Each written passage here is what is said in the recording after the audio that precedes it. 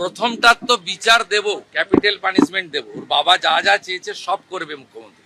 কি তিনটে বিষয় যারা যুক্ত, যারা অতৃপ্ত আত্মা, ভোটে হেরে যারা ঘরে ঢুকে গেছিলেন, এখনো ঢুকে আছেন, এই তিনজন মিলে এই যে তিনটে কাণ্ড করেছে না, এদেরকেও কিন্তু ভুগতে হবে।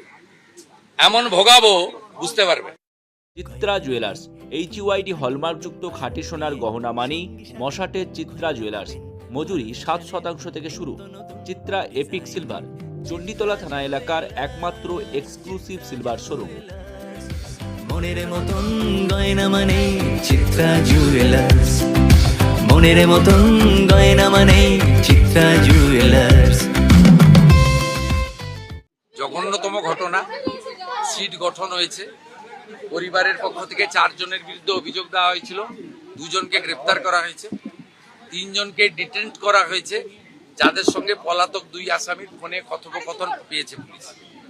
পুরো আইজির নেতৃত্বে পুলিশ, STF সবাই কাজ করছেন। উনার পরিবার যা যা চেয়েছেন সরকারের কাছে, সেই কাজ সরকার করছে।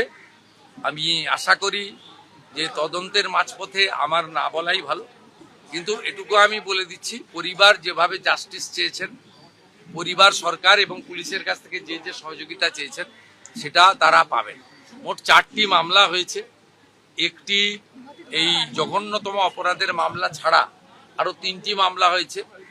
সম্ভবত আমি এক্ষুনি বলবো না, আমি কাউকে ক্লিয়ারেন্স দিতে চাই না, পুলিশ বলবে। যেটা মব লিঞ্চিং হয়েছে, এর পিছনে একটা কমিউনাল অ্যাঙ্গেল ছিল।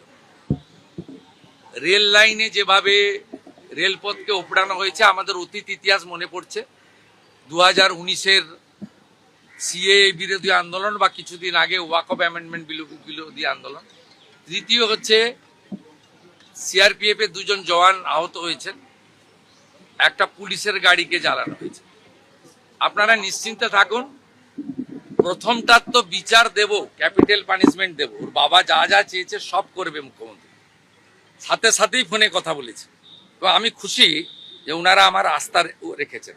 বাকি 3টে বিষয় যারা যুক্ত, যারা অতৃপ্ত আত্মা, ভোটে হেরে যারা ঘরে ঢুকে গেছিলেন, এখনো ঢুকে আছেন, এই তিনজন মিলে এই যে তিনটে কাণ্ড করেছে না, এদেরকেও কিন্তু ভুগতে হবে। এমন ভোগাবো বুঝতে পারবে।